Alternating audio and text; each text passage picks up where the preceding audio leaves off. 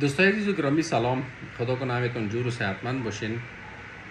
یک سوالی که همیشه مطرح میشه است که اپندیکس در وجود چی رول داره؟ آیا یک ساختمان ضروری است و یا غیر ضروری؟ خب در قدیم های طور فکر می شد که اپندیکس در انسان ها یک عضو غیر ضروری بدون فایده و اضافی است که از اثر بقایای تکاملی انسان باقی مانده، ولی پسورها نظر به ای که تحقیقات درباره زیاد صورت گرفت دیده شد که یک سلسله وظایف بسیار اهم در وجود انجام میده، از جمله نقش در سیستم معافیتی بدن. چون شما میفهمین که روی اپندیکس دارای انساج لیمفاوی زیاد است که در دوران کودکی و نوجوانی سبب به رشد و بلوغ سیستم معافیتی میشه و اینمی اپندیکس است که محل تولید WBC یا کرویات سرخ سفید خون و همچنان انتیبادی ها می باشه، علل خصوص انتیبادی به نام IgA یاد میشه. در قدم دوم حفظ تعادل میکروبای خوب و بد بدن، خصوصا در روده ها.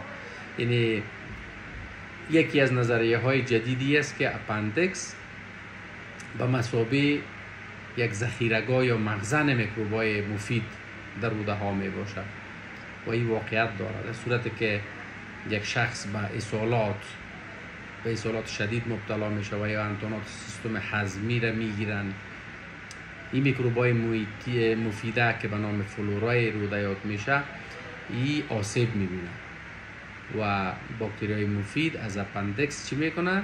به مرور زمان مهاجرت میکنن به دیگه قسمت های روده که دوباره می تعادل بین میکروبای خوب و بد روده ها را چی کنه؟ برقرار بکنه.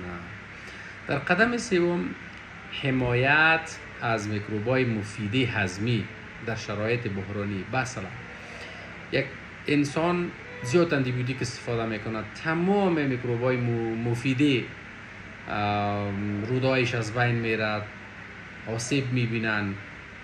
اینمی اپندیکس چون میکروبای مفیده را در خود ذخیره کرده، وقتی که آنتیبیوتیک تراپی یا تداوی با آنتیبیوتیک ها خاتمه پیدا میکنه، دوباره اینمی اپندیکس چی میکنه؟ میکروبای مفیده را به تمام بدن دوباره تقسیم میکنه و خصوصا در روده ها تقسیم میکنه تا ای که مفیدیت خود داشته باشن.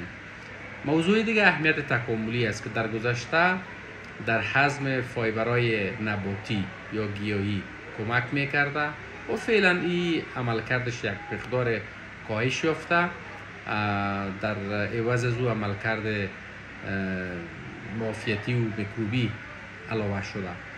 دیگه نقش بالقوه در پیشگیری از برخی از بیماری ها داره. به طور مثال بیماری التهابی روده مثلا به نام السریتیو کولایتس یاد میشه، یعنی در پیشگیری یا در جلوگیری از هم مرض التهابی روده که به نام السریتیو کولایتس یاد میشه و یک مرض خطرناک است، این نقش خود داره و همچنان در یک تعداد دیگه از انتانات و عفونت های روده ها اپندیکس نقش پیشگیری کننده داره. با تشکر از شما.